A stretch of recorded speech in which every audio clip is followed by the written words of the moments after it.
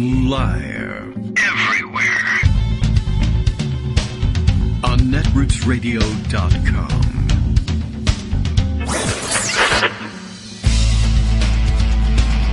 David Waldman. Kagro. In the morning. Now, here's David Waldman. Hey, good morning, everybody. How you doing? It is Tuesday, November 23rd, 2021, and I've just been informed that none of you can hear me. Isn't that great? So I'll podcast for you for the time being. We've had a power outage at the West Coast Netroots radio broadcaster, which is like the only one that actually sends it out. So they're rebooting the computers and we'll join the program while it's in progress. That's what we're doing now. My job is to put it in progress and keep it that way, I guess. That makes us progressive. And so, therefore, I'll do it. But it's a difficult thing to wake up and say, all right, well, start the show, but no one's listening. It's not ready for a podcast, and the stream isn't going, oh, it's so depressing. But anyway, it's no different than pre-taping a show, I suppose. What a surprise it's going to be when all of you discover later on that in these few minutes that you missed, it's me talking about you having missed these few minutes. I don't want you to miss anything good, you know. So, clearly, the only option here is for me to make sure that you miss crap and then listen to it later and then say, phew, at least I didn't miss anything. I don't know, somehow that sort of works. I guess I'd file that alongside hitting yourself in the head with a hammer because it feels so good when you stop, I guess. Anyway, we'll pretend that, well, we never know when you're going to be connected. So we might as well just jump right in and assume that you'll be connected to the show at any minute. And so therefore we should be reading you fun stories and things to talk about. Today is Tuesday. Tomorrow is Thanksgiving Wednesday, which everybody apparently takes off. It's not actually a holiday. It's not even an Eastern Orthodox thing. Nothing we can pin on them. It's a travel day, and schools close, and people, offices actually close, or at least most people take the day off, and it expands the holiday into 3 days, Wednesday, Thursday, Friday, which also, of course, means that those who are concerned about running into travel glitches and hitting traffic and having to deal with folks in the airports and in highways, if you're going to ram the ramparts and take over the airports, you want to get an early start. Tuesday now becomes part of the deal, and people are off on Tuesdays, which of course only means it's a matter of time until people decide it's a waste of time to open on Monday, and Thanksgiving becomes a week-long holiday. I've been looking forward to this for a long time.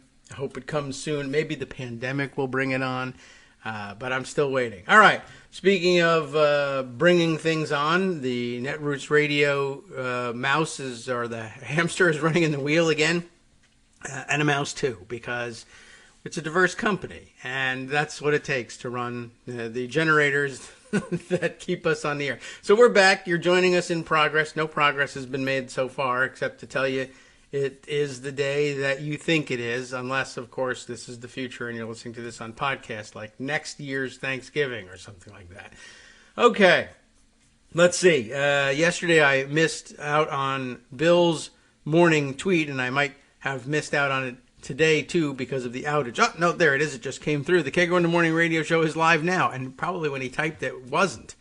It wasn't live at first, see? But now it's on the air, and Kagro X is saying words. That's my job. Your job, of course, is to listen to them, unless you're Bill, which is to type them so that I say them, and then you can listen to them. It's a little more difficult to just being Bill, quite honestly. So your sympathy is warranted here.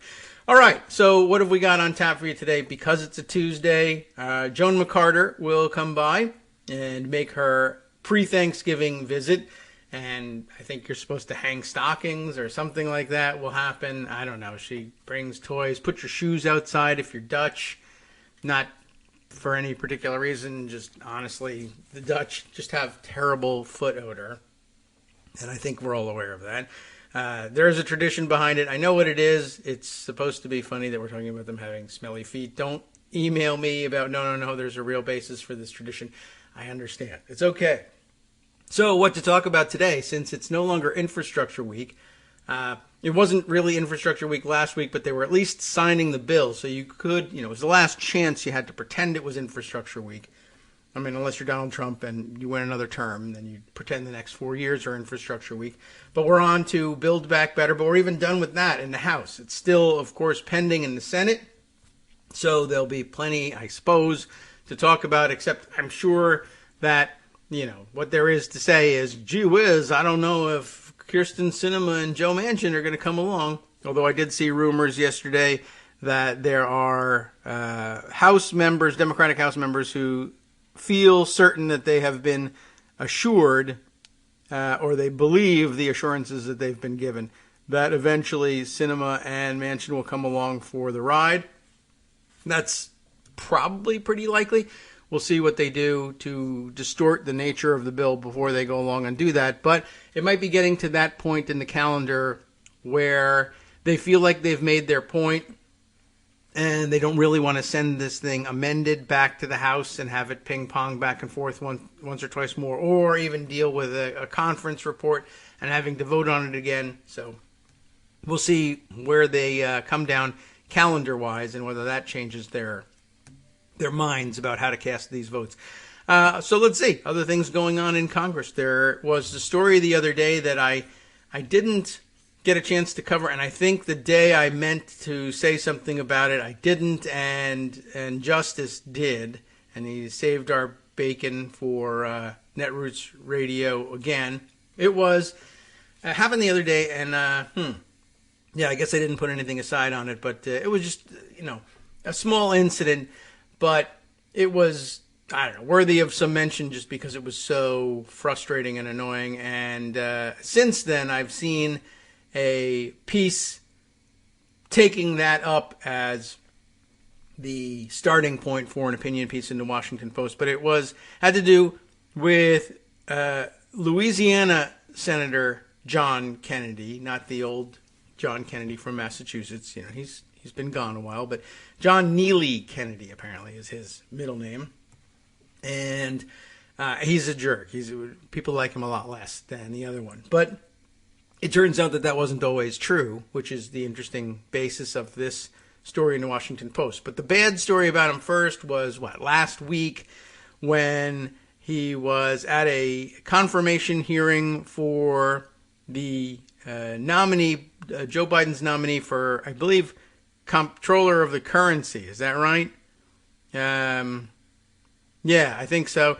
And the nominee is what we used to call a Soviet emigre from the Soviet Union era, having moved here with family. I don't know at what age she actually moved, but I have no idea how to pronounce her name either. It's Saule is the first name. Is that Saule? Maybe Omarova, not Omarosa, but Omarova. Who is, among other things, currently anyway, a Cornell Law School professor. I don't know whether they had the confirmation vote on her or not. Maybe she has resigned pending that appointment. But at any rate, she apparently, spent her youth in the old Soviet Union, I guess in particular in Kazakhstan, then a region, I guess, of the Soviet Union, now, of course, an independent country, and just the lowest sort of form of objection to a nominee, because they've cleared hundreds of nominees, I think, who are Soviet emigres themselves in the past, but leave it to, this jackass senator to basically accuse her of still being a communist on account of having been born and at least partially raised in the Soviet Union before moving to the United States and, pledging allegiance to her adopted country. And he goes on to insinuate that she might still be a communist because she was a member of the communist youth group back in the day, which was mandatory for all school kids. And when she explained, it was a mandatory thing, it wasn't an option thing. I didn't join because I was a dedicated communist, the Komsomol, I guess, right?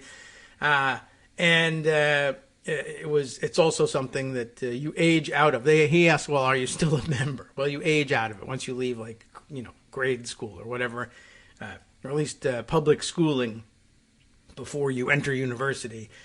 You age out of the Komsomol, like the Boy Scouts or Girl Scouts for that matter, Cub Scouts even.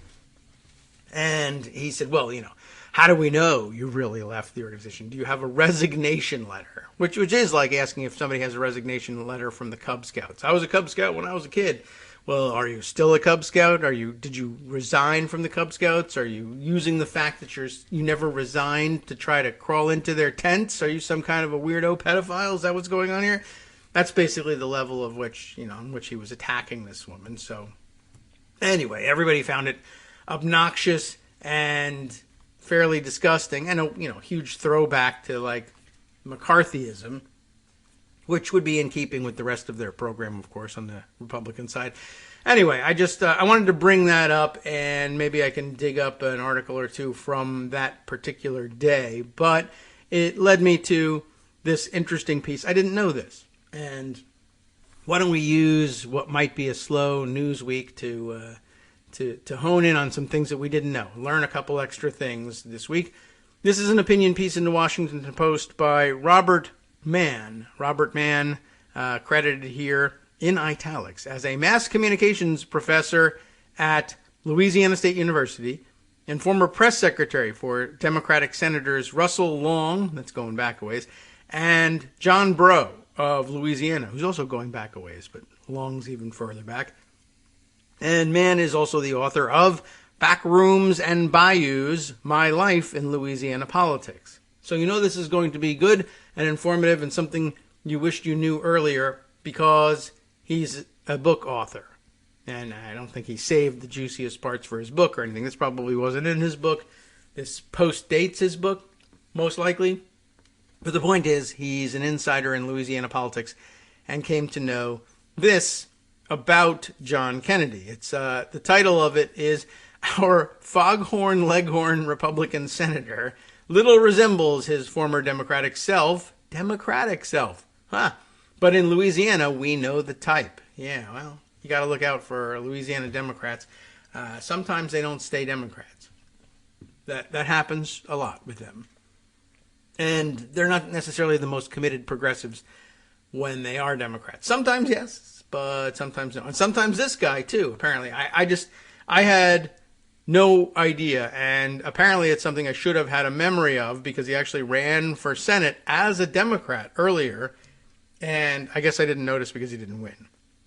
And I guess he's a Republican now because he didn't win, basically is, certainly that's Mann's thesis here. Many Americans, he begins, took fresh notice of Louisiana's sardonic junior U.S. Senator John Neely Kennedy last week when the Republican lawmaker questioned the patriotism of President Biden's nominee for comptroller of the currency.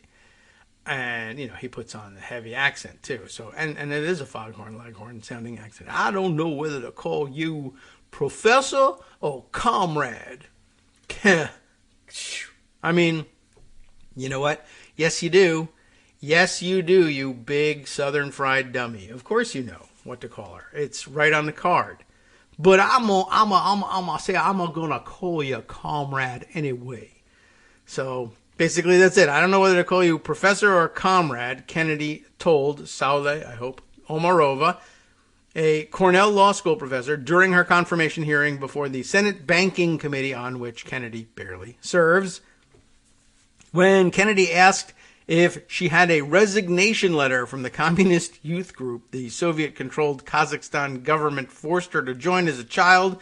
Omarova responded, "Senator, I'm not a communist. I don't subscribe to that ideology. I could not choose where I was born." Omarova told Kennedy the communist regime persecuted her family, adding, "That's who I am. I remember that history. I came to this country. I'm proud to be an American." And you should note for the record, of course, that that excuse worked beautifully, like a charm, for dozens, perhaps hundreds, of Republican nominees before them. Still works today for Soviet-born Republican operatives now. And it's never stuck before, and this one didn't stick either, and so I suppose you could say if you're John Kennedy and you're tired of being called honest, well, no harm, no foul. I say, no foul. And that's not even a chicken joke. What a jackass. Anyway, doesn't matter, because as you know, this is just another case of it's okay if you're a Republican, but if you're a Democrat, they'll continue to grill you on this. This will never go away for Democrats. Among those criticizing Kennedy for trying to smear Omarova was Senator Sherrod Brown of Ohio, who said his Louisiana colleague had violated senatorial courtesy. That includes, Brown added, not doing character assassination. Or as Sherrod Brown says it, senatorial courtesy. He's got that kind of scratchy voice. It's lovely, really. Honestly, it's nice. Gravelly, we'll call it. Anyway, but Kennedy's antics, Mann continues, at the hearing should have surprised no one in the room. Since entering the Senate in 2017, he has specialized in outrageous comments on Fox News, on the Senate floor, and in committee hearings. He does tend to come up that way. An acerbic Biden critic, Kennedy is a fount of sharp but folksy one-liners. And I guess there's a link here to many of those quips. He punctuated his 2016 Senate campaign spots with, "I will not let you down. I'd rather drink weed killer." That sounds like a line. And apparently it worked. With his exaggerated Southern accent, he affects a mixture of Mr. Haney, the con artist of the 1960s CBS sitcom Green Acres, and the bombastic Looney Tunes rooster Foghorn J. Leghorn. They put the full name here in this one.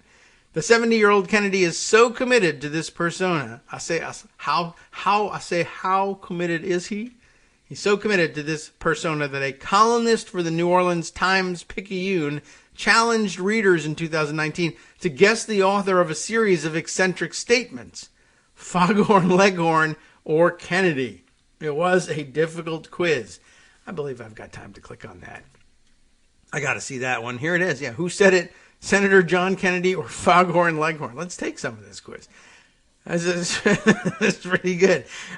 Should we skip right to the quiz? I mean, there's background. Do you know? Is it possible you don't know who Foghorn Leghorn is? I guess John Neely Kennedy, writes Tim Morris, the columnist who put this quiz together. It's a junior U.S. Senator from Louisiana who was a key member of Governor Buddy Roemer's staff before being elected to 5 terms as the state treasurer. You know what? Let me let me come back to the quiz. I feel like this will be too much fun and we'll never get through the rest of the piece. But let me at least let you learn something before we make more fun of Senator Leghorn here. So the difficult quiz we'll try and come back to. Whenever Kennedy appears on Fox News or launches an attention-getting stunt, those of us in Louisiana who know him well roll our eyes and reflect on the Kennedy we knew before his Senate election. This is kind of interesting. We recall the brainy graduate of Vanderbilt University, the University of Virginia Law School, oh, I'm sorry about that, and Oxford University's Magdalen College, the relatively progressive Democrat who ran for U.S. Senate in 2004. It's not totally ancient history, right? The man who, despite his 2007 party switch, served capably as state treasurer from 2000 to 2017. That's a long time. The official who, although in the same Republican Party as then Governor Bobby Jindal, remember him, Don't Be the Stupid Party, was a fierce critic of Jindal's reckless fiscal policies. Mostly, we wonder what happened to the reasonable, non-incendiary Kennedy we once knew. And I guess he went through the same star-bellied sneech machine as Tom Cotton, who is allegedly, like a Harvard graduate, as is, what's the other one? Josh Hawley from Missouri, who apparently also well-educated, but they love playing dumb. And apparently it works for them. He ran for Senate as a smart guy and lost, so he decided the only way to win here is to be Republican and stupid. And it paid off. Now, in preparing this piece, Mann says, I found a lengthy interview that Kennedy did in October of 2004 with the Shreveport Times. In pitching his Democratic Senate candidacy, he was articulate, restrained, and progressive. He scorned the tax cuts for wealthy Americans that then President George W. Bush had signed. He favored increasing the federal minimum wage. Weird that he dislikes these things so much now. He was no Bernie Sanders liberal, but he was the progressive Democrat in the race. So much so that some prominent black leaders, including our congressional delegation's most liberal member, Representative William J. Jefferson of New Orleans, backed him. Well, what stood out in that 2004 interview, though, was the absence of the homey sayings, the abusive zingers, and character assassinations that have become Kennedy trademarks. He was nothing like the man you see these days insulting House Speaker Nancy Pelosi, about whom I guess he says, it must suck to be that dumb. Can you imagine, though? It must really suck to pretend to be that dumb when you're actually so smart. And to realize that the only way you can actually get people to support you is to pretend to be dumb or dumber than they are anyway, so that they won't feel so bad about putting you in office. It's very weird. What else was missing? Vilifying, as he does now, the Interior Secretary nominee, then nominee, Deb Haaland, as a neo-socialist, left of Lenin whack job. When people outside Louisiana ask me about Kennedy, I tell them he's not the folksy bumpkin you see on TV, but a wealthy, well-educated attorney with an Oxford degree.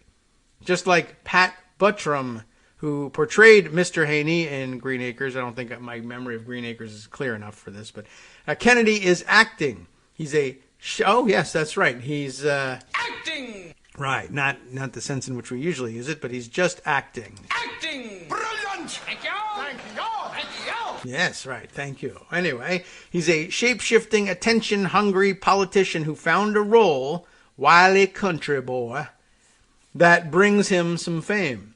Since the days of Huey Long, Louisiana has celebrated its brash, entertaining, and clever politicians, but Kennedy's latest media splash was not clever. It was entertaining only to those who enjoy cruelty and xenophobia. So great for who? Republicans, right? Fantastic for them. They loved it. Lapped it up. It was conduct that until recently might have earned Kennedy criticism from some members of his party. The pre-2017 Kennedy would have abhorred it. What troubles me about Kennedy's latest stunt is not just what it revealed about a politician doing what some unprincipled, opportunistic politicians have always done. What bothers me more is what it says about Louisiana politics and today's Republican Party, that Kennedy could expose himself as a xenophobic demagogue and pay no price for it. And that's kind of where we stand with this. And that's it. That's it for Robert Mann's expose on him. It's, should be effective. I mean, won't do much, but it entertains us for a while. Now, and also gave us the link to the Who Said It, Foghorn Leghorn, or Senator Kennedy. So let's read on with that. I had jumped into to start out with this one that John Kennedy, of course, before becoming senator from Louisiana, key member of Governor Buddy Roemer's staff before being elected to 5 terms as state treasurer. Foghorn J. Leghorn, by contrast, is an animated chicken who appears as a featured character in Looney Tunes and Merry Melodies cartoons for Warner Brothers Pictures. Kennedy graduated magna cum laude in political science, philosophy, and economics from Vanderbilt, where he was president of his senior class and elected to Phi Beta Kappa. He received his law degree from the University of Virginia and his Bachelor of Civil Law degree from Oxford University in England, where he was a first-class honors graduate. So in other words, a dumbass, right? Why not go home and pretend to be a backward hayseed? Leghorn starred in 29 cartoons from 1946 to 1964 in what is considered the golden age of American animation, or at least the golden age of American poultry animation, I would say. But okay. Rabbits did well too. Usually, of course, tormenting a dog named Dog. That's the name. While fending off attacks from a feisty young chicken hawk named Henry Hawk, or Honorary. Get it? Honorary. I don't know if that's supposed to be something you get or not. Honorary. I didn't realize it wasn't Henry. It's Henery, unless it's a typo. There is practically no way to get the two confused unless you are just reading what they have said, and then it gets a little tricky. Senator Kennedy and Mr. Leghorn both prefer to express themselves through colorful colloquialisms and down-home sayings. One does so to make you think he's wise. The other does so to make you think he's a country rube. Or, as the senator puts it, they call me folksy. I think that means they're surprised I have a college degree. Well, they are, because they listen to you. I think you can tell the difference between Senator John Neely Kennedy and Foghorn J. Leghorn. Take this quiz, intended as a tribute to the rhetorical skills of both Kennedy and Leghorn. Don't get mad. All right, well, there's 18 Quizlet slides here, and they run something like this. Well, let's see. So who said it? He's about as sharp as a bowling ball. Can you guess who said it? Foghorn, Leghorn, John Kennedy? You're supposed to choose. Let's choose Foghorn, Leghorn on this one. And it turns out that that's right. Okay, great. That's as subtle as a hand grenade in a barrel of oatmeal. I don't even know what that means, but okay. John Kennedy. We'll say, no, that was Foghorn, Leghorn. Okay. She has a billy goat brain and a mockingbird mouth. How do you like that one? I turned that into mouth because that was very southern of me. Billy goat brain and a mockingbird mouth. That was Senator John Kennedy. Okay, excellent. So far, number 4 here. We're getting up to the break. He's more mixed up than a feather in a whirlwind. What do you think? That sound like Foghorn, Leghorn? It is. Okay, we might be able to get through a few more here before I break. So far, there's been a lot of chopping, but I don't see any chips flying. I don't know. That's so dumb. That must be John Kennedy. I can tell the difference. I think I'm beginning to be able to tell the difference. It's not funny to kids. Anyway, he's on it like a cat on a fat rat. Cat on a fat rat. All right, we'll say that's Foghorn. That's John Kennedy. That was pretty dumb, actually. He's tough as boiled owl. Owl, O-W-L, the bird. Is that a John Kennedyism? It is. All right, well, we'll be back. I don't know whether we'll do more or not, but we're taking a break to laugh at John Kennedy for 2 minutes. Hi, it's me, David Waldman, the same guy who was just talking to you a second ago. Our Patreon subscription drive is still going strong, with over 175 monthly donors who help keep us on the air. If we've helped keep you going during the pandemic, why not return the favor and help us keep going so we can all be together for the next disaster? Patreon.com, Patreon.com, makes it easy to make secure, recurring monthly contributions to support our show. Patreon.com/KagroX gets you straight to our donation page. Maybe you'd like to thank us for keeping you sane during the Trump era. Maybe you're looking forward to in-depth explanations of what's going on in the Biden administration. Whatever it is that keeps you listening, we need your help to keep bringing it to you. And hey, if you happen to prefer using PayPal or even the Square Cash app, we're up and running with those options too. Thanks again, everyone, for all your support. We literally could not do this without you.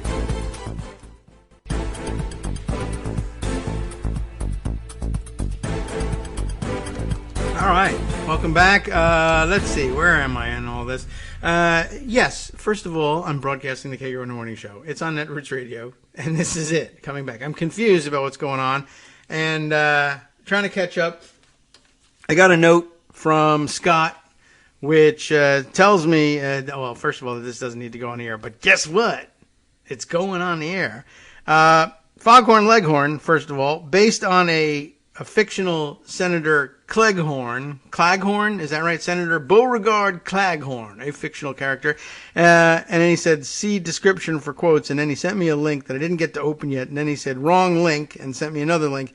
And I think that link is wrong too. And in fact, it's the same link twice. So that's pretty good. That's good comedy right there all by itself. It's a nice link. It's a link to an Instagram video of a baby crawling across a carpeted floor, and I don't know whether he isn't able to pick his head up or doesn't want to pick his head up because he's scratching an itch on his forehead with the carpet fibers. I don't know, but he's crawling around dragging his head on the floor, and I gather that this we're supposed to take entertainment from this in assuming that there's nothing wrong with the baby.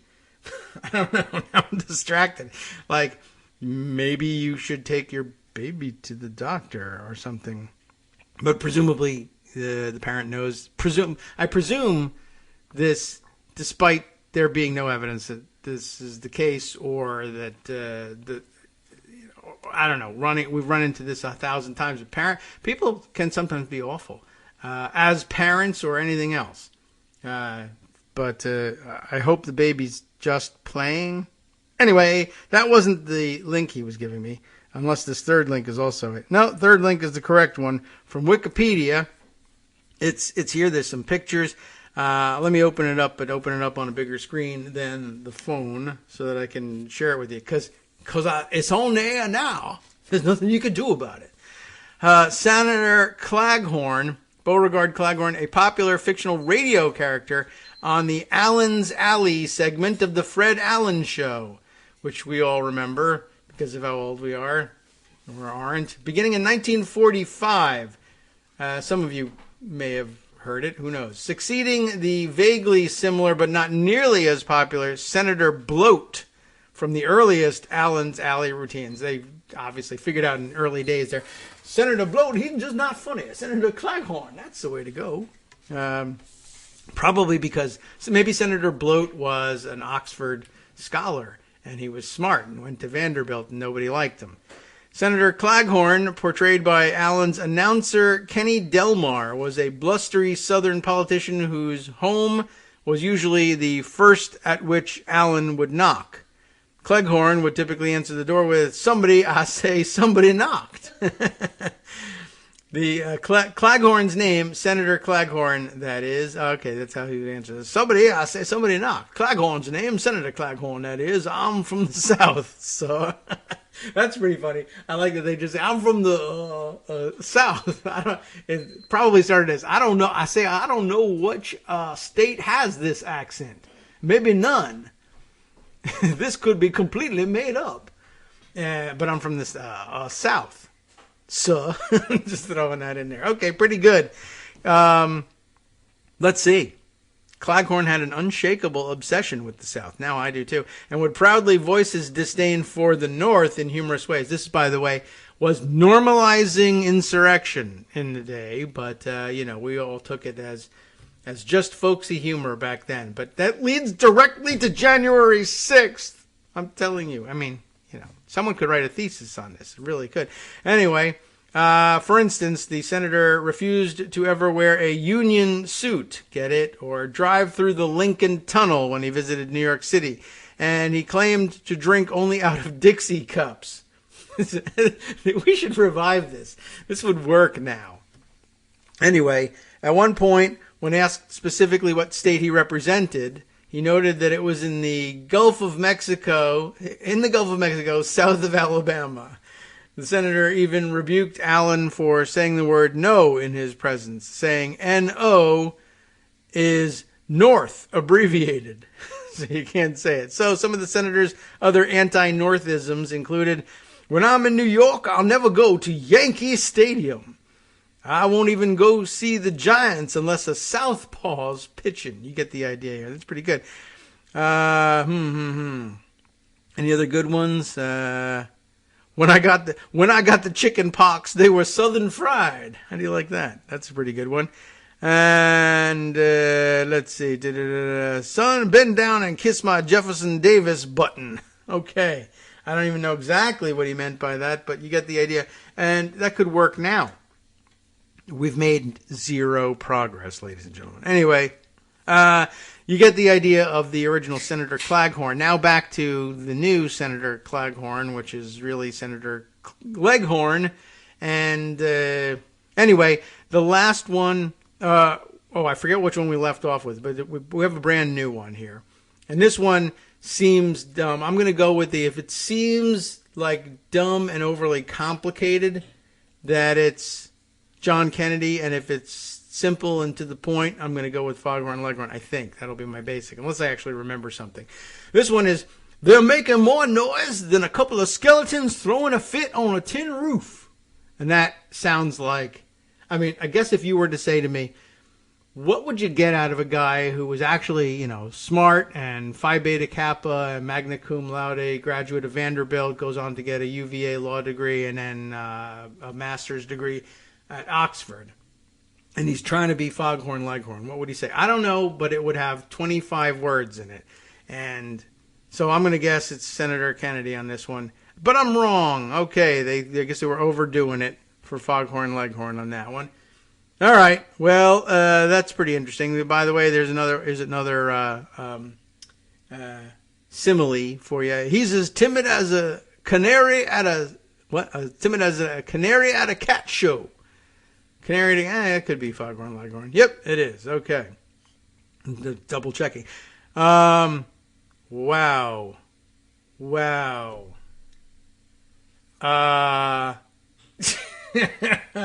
Should I read? He's so dumb. Oh my God. God, I hope this is the cartoon character and it's dismissible as, the racism of the time.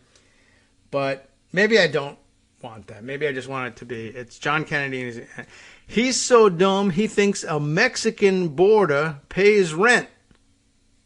I mean, I see what you mean, like border, and not the human kind, but I mean, who would be dumb enough to throw Mexican into the mix? I mean, could it be the 1940s, 1960s era Foghorn Leghorn? Can we pray that it is?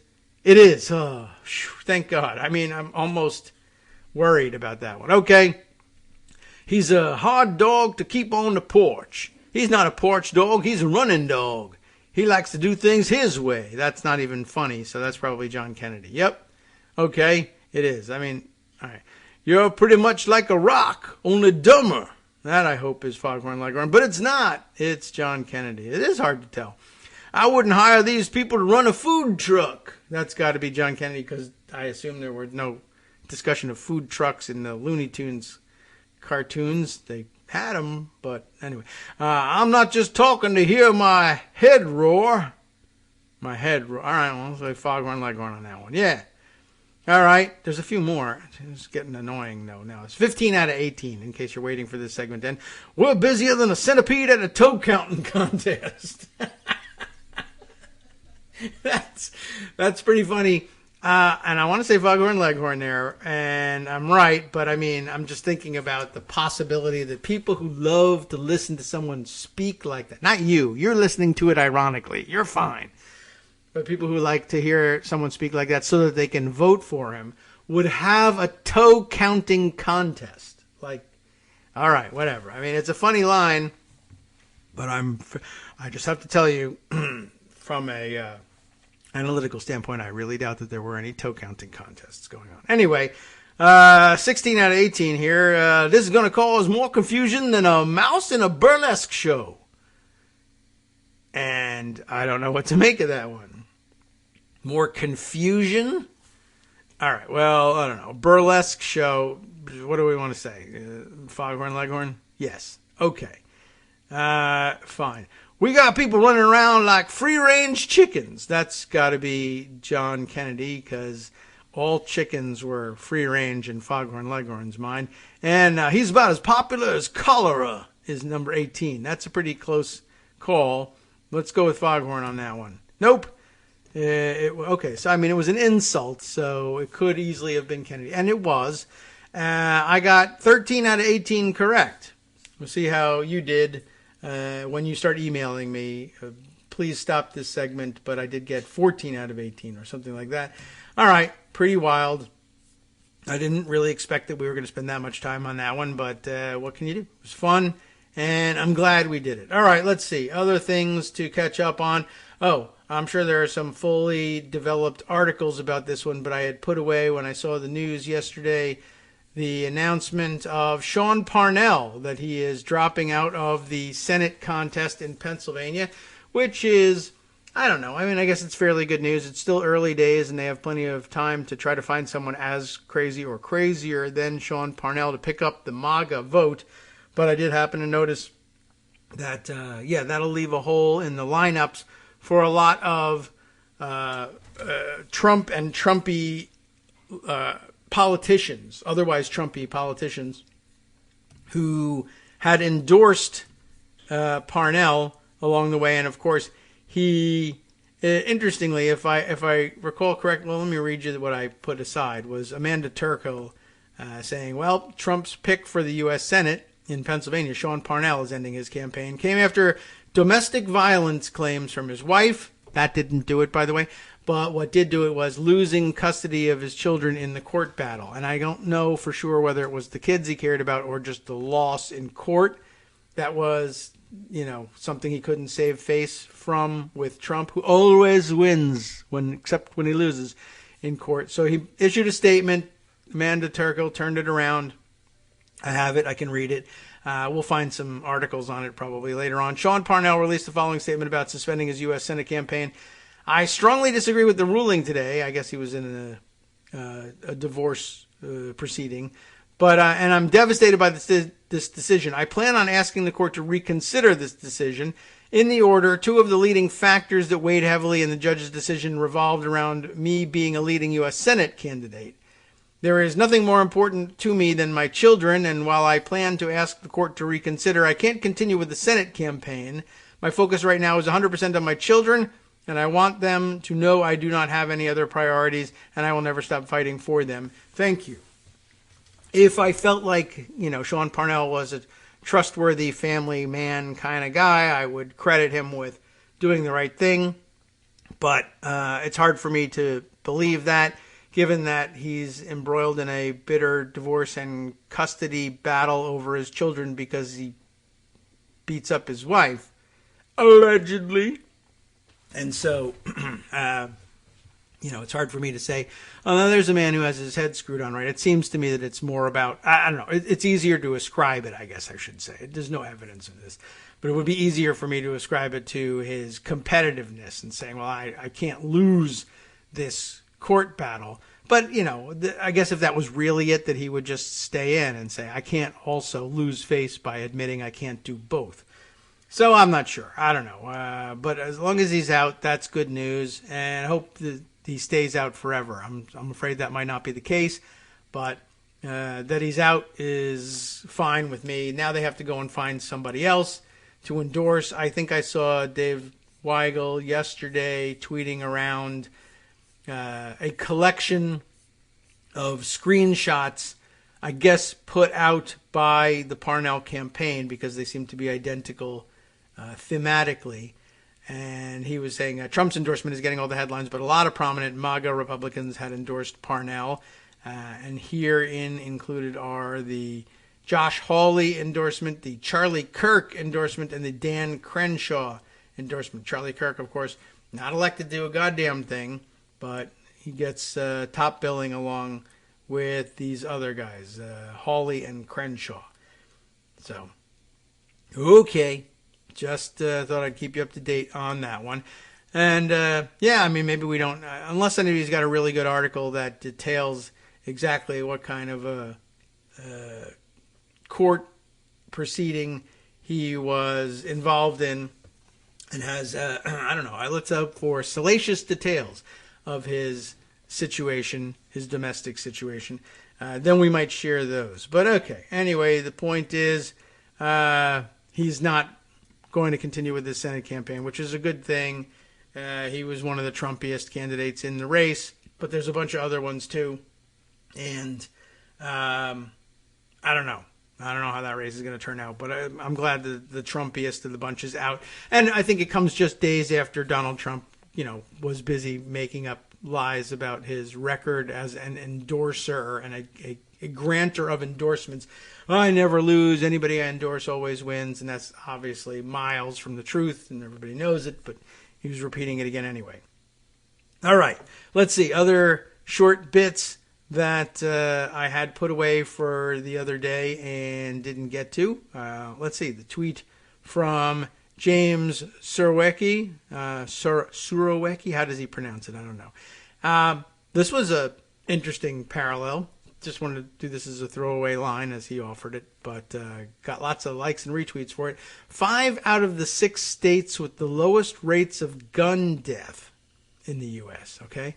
5 of the 6 states with the lowest rates of gun death in the U.S. are also 5 of the 7 states with the highest rates of vaccination in the U.S., in case you wondered whether those two things actually did go hand in hand. They do. No surprise there. It's something I'd thought about a lot every time I see statistics about the low uptake of vaccines among police officers. And I just think about how odd it is that they take such enormous care in protecting themselves with outerwear and bulletproof gear because of the dangers of the job, but then refuse the vaccine, which I'm sure to their minds makes a certain amount of sense because, as Greg explained to us earlier last week, that I guess these police officers believe we're all aliens and they don't trust the alien technology. But the homegrown technology of Kevlar, about which they know all there is to know about the long-term effects, even though we don't, and you can probably even throw dramatic music in the background to insinuate that there's something we don't know about it. Maybe we don't. I don't know. It's been around a while, but we don't know the effects of, 100 years of Kevlar's presence among us. So the science is still out on that one. But yeah, they won't take the vaccine, but they wear the Kevlar vests and the helmets now and all the riot gear and the shields and things that go with it. But not so much as taking a little needle to protect themselves from actually being killed in greater numbers this year than any other fate that might befall them on the job. But I have wondered about that. They have a very weird relationship with the protection that they afford themselves. I just watched a video the other day of another questionable police shooting. This one looked, from all appearances, to be something like a setup for a suicide by cop situation. And I was just sort of, I don't remember. I didn't even put it aside. I probably should have, just to make note of it, because it was a controversial shooting, and I believe it involved an Asian American student, and people were, trying to raise awareness about it because, police shoot too many people of all colors, for one thing, but that they weren't, for some reason, giving passes to other people of color, other minorities, or for that matter, really to a whole lot of white people that they shoot too. But then there's a whole lot of people that they excuse, and I don't know, that does tend to seem to run along some biased lines in ways that the shooting sometimes blurs, even though the record on shooting black Americans seems overwhelming and is. So I don't know, it's a complicated situation, I guess. But at any rate, this one particular shooting struck me as odd, and I see this all the time now. I'm curious about, I guess I can't fault them. I mean, there's gunplay involved, but then why cops aren't more active in portraying guns as inherently dangerous, I do not know. But they love to be able to have them at home to shoot, I don't know, dogs that wander onto their property, or people that might deliver pizza to the wrong house, or whatever it is cops do with the guns in their homes. So they defend the gun owners' rights that way. But I very frequently see these confrontations, sometimes with armed suspects, or suspects that they worry might be armed, or, versus knowing for sure that they are, like this guy. Although, as it turns out, the gun he had in his hand that he was allegedly going to commit suicide with was an airsoft pistol, so it wouldn't have done the trick. But it just lends credence to the suicide by cop idea. Anyway, I just think about the cops when they respond to something like this, and this was like a 90-minute standoff with this kid. But they're in their Kevlar vests, and some of them are wearing the helmets, and some of them got bulletproof shields, and they're, taking shelter behind a police cruiser parked, perpendicular to the bridge on which they're confronting this kid, and all taking shelter behind it. And still, firing, getting jumpy about things. I can understand that they think he's going to fire his gun, and they think the gun is real. But I guess I'm amazed that there's no training to try and take reliance on your cover here. You're in a Kevlar vest, your torso's covered, you might even have a bulletproof shield as well, and you're hiding behind a police SUV. Could you not train people? I mean, maybe it's just not wise. I don't know. I'm not a police trainer, but it makes you wonder whether You couldn't say, you have the advantage of waiting to find out whether they're really going to fire. You have the advantage of finding out whether that's a real gun or not, because you're sitting here prepared with Kevlar vests and maybe even a helmet and bulletproof shielding and behind a car, and you set this thing up 90 minutes ago. Why don't you just wait to find out exactly what he's going to do?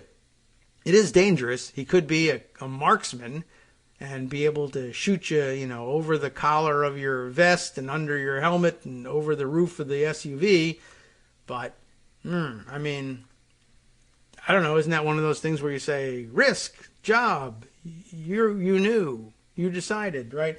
But instead, the moment a suspect twitches, they shoot him down in case the suspect might later decide to actually shoot as opposed to just screwing around.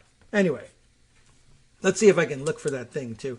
The student involved in that shooting. I can't recall exactly who it was and how long ago, but not that far, a couple of days. Anyway, I just thought that was kind of interesting, and it made me think. That's what I thought of when I was thinking about gun crime and really protecting yourself versus the virus denialism and really protecting yourself. And it seems that the false sense of security wins out with the same people, to no one's surprise. Okay. In other news that isn't really particularly newsworthy, but I took a look at anyway, Ron Filipkowski had a item yesterday that took me by surprise, and probably a lot of you, that Donald Trump has received an honorary Taekwondo black belt. Not just any black belt. Apparently gave him an honorary 9th degree black belt, 9th Dan black belt, the highest degree there is, and usually reserved for Taekwondo masters who have, in addition to actually, mastering the sport, have been worldwide ambassadors and trained so many students and opened so many studios and probably made enormous contributions to the governing body as well. But he's got a screenshot from, I don't know where, of Trump receiving his honorary Taekwondo black belt. The caption here reading, former U.S. President Donald Trump, and he's identified as which one is he. He's the one on the left. Because the one on the right is Lee Dong-sup, the president of World Taekwondo Headquarters. Now, I'll pause. I'll put a note there. I'll come back to it in a second. Anyway, they pose for a photo after Trump received the honorary 9th Dan black belt, the highest degree, at his Mar-a-Lago club in Florida on whatever day it was. This looks like maybe a screenshot from the trending section of Twitter or something like that. And, okay, so here he is. He's brought him a uniform, too, a uniform, a top with the black collar as they give to the Taekwondo students. It has, a bunch of frills and gold embroidery all over it to make it extra special looking. People commenting on it looks like, they had to maybe sew two belts together in order to get it around Trump. That's fine, but it's interesting. He's put it on over his suit, so his tie and collar are visible through, underneath the uniform. And they're putting up, fighting fists in a pose there. They're in ready position for sparring. And of course, the guy from the Taekwondo place has got a little bit better of a stance. Trump is kind of doing the whole I'm holding two Kentucky Fried Chicken drumsticks kind of thing there. He just sort of has his fists out in front of him because he doesn't really know how to do anything. But he's not even in a boxing stance. He's just being an old man. Anyway, he's having his picture taken with this guy. Now, I have questions. It says here, a very impressive sounding idea that Mr. Lee Dong-sup is president of the World Taekwondo Headquarters, and it is capitalized headquarters. Now, Taekwondo, the World Taekwondo Federation, has a world headquarters known as the Kukiwon in Korea. I don't know whether it's in Seoul or some other place, but at any rate, that's where the governing body of the World Taekwondo Federation is. There are competing worldwide Taekwondo federations, but that's the one most widely recognized, at least here in the United States. When you send your kids to the Taekwondo school, most likely training in World Taekwondo Federation style. Not lost on many of us that the abbreviation, that the acronym there is WTF. And that probably came to mind when you saw him in this black belt getup. My question is, this says World Taekwondo Headquarters, and I'm beginning to suspect that maybe Lee Dong-sup is the owner of a Taekwondo studio, or maybe a couple of them, that he calls World Taekwondo Headquarters. Or, is it that, or is he a representative of the Kukiwon or some other World Taekwondo Federation's headquarters, and it's legit? Or is it just a guy who wormed his way in there by saying, I'm from the World Taekwondo Headquarters and I want to take a picture with Donald Trump? No reporting done on that, but you can rest assured that I'm going to look into it, and I'm going to do it right now. I'm just sort of curious about this. Let's see, Lee Dong-sup, and I'm Googling. No, yes, I'm Googling Dong. So we'll see what happens. See what I get. In this one, he's not hyphenated. And it says, Lee Dong-sup, this gives us some clue as to what's going on here, a former member of the National Assembly of South Korea. Now, whether or not he represents any Taekwondo federation or not, I have no idea. But he's a South Korean politician, and that makes this makes a lot more sense now. Now, he is also apparently, yes, involved in World Taekwondo. And let's see, I see here a headline. Lee defeats Lim in by-election to become new president of, and then there's an ellipsis. So we'll check in on that. But it does say Grand Master, which he would be. Lee Dong-sup has been elected as the new president of the Kukiwon. So he is, in fact, the president of Kukiwon in the World Taekwondo Headquarters, this time with the lowercase h. So that makes things a lot clearer. Well, at least we know why he got interested in Donald Trump. He's a politician and was visiting the United States and wanted a photo. Now he's got it, but at least he's legit on the Taekwondo front, except for giving Trump a black belt, I guess.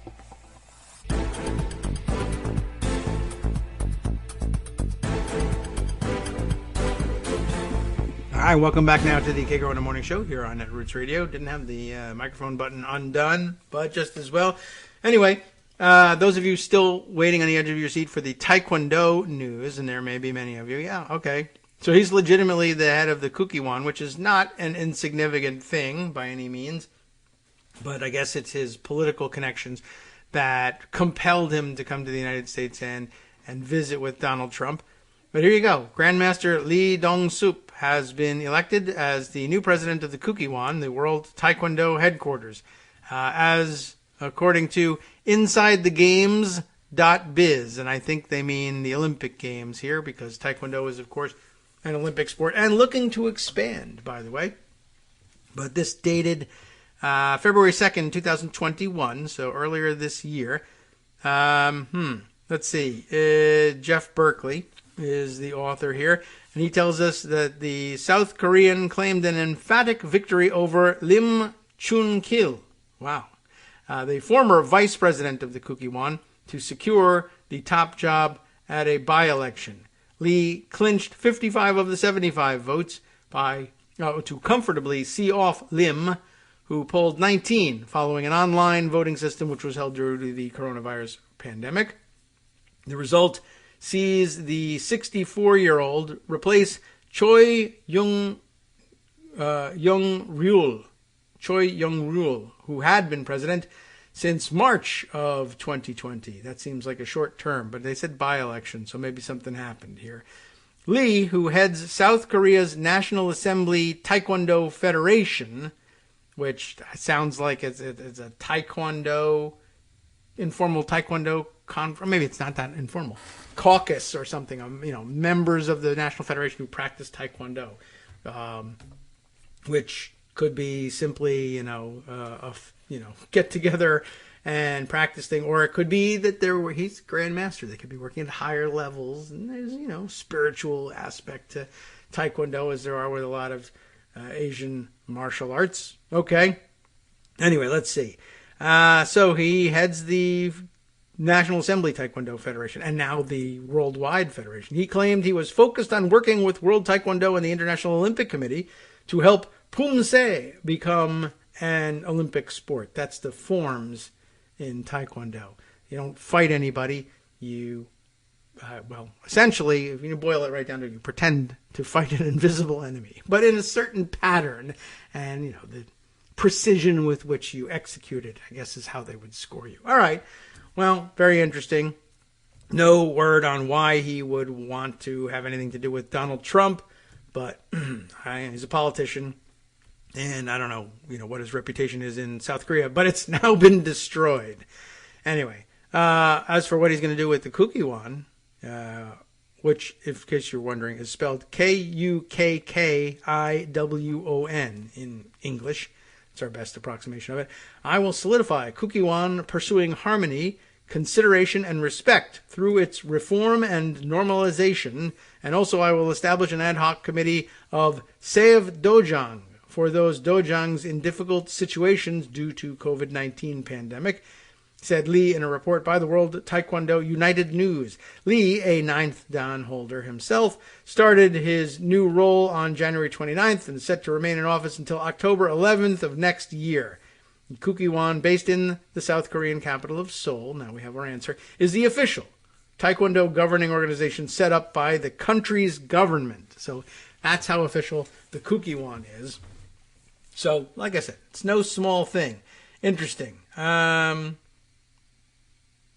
don't know. That makes me sadder, of course, because that means that Donald Trump was actually commanding the attention of somebody who should be busy with more important things, even if Taekwondo isn't necessarily all that important in terms of worldwide affairs. The picture, by the way, of the two of them taken in front of one of the photos of Trump meeting with Kim Jong-il.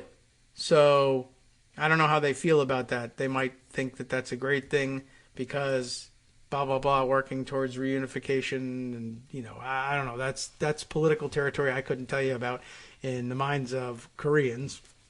But there you go. I find that whole thing fascinating. All right, let's see. Other things to run with today before we exhaust our third segment and make way for Joan here. I'm just trying to keep her regular beat more or less clear so that, she can have free reign there. Of course, you can always double back and comment on any of these things that we've been discussing. Here's an interesting item that might be helpful to you perhaps over Thanksgiving, or it might ruin things. If you have one of those, prickly relatives who's going to make trouble for you, I guess there's really no getting you out of that. But, I don't know. Seems like something we ought to at least note for the record. Raw Story has done so. Sarah Burris writing for them on Sunday, right, the 21st. This, just to be aware of this, I think this is a good alert. Pro-Rittenhouse tweets, if you've run into any of those. I'm sure you have on Twitter and elsewhere on social media, though they wouldn't be called tweets. But, support for Kyle Rittenhouse. No doubt that there are wackos out there who are genuinely, actual people from the United States and everything who really do support him. There's no doubt about that. But the volume of them, I think, this is something to know. Pro-Rittenhouse tweets came largely from Russia, China, and the EU, according to an ex-FBI official. So just notice that it might be the case that there's external trolling playing into this, seeing an opportunity to make people angry and annoyed with one another and to think that the country is perhaps more divided than it actually is, although it's pretty damn divided. There's no doubt about that. Former FBI official Frank Figliuzzi, is that, that's the pronunciation I'll go with. He tweeted about an analysis of the tweets from the trial of Kyle Rittenhouse and says they came largely from outside the United States.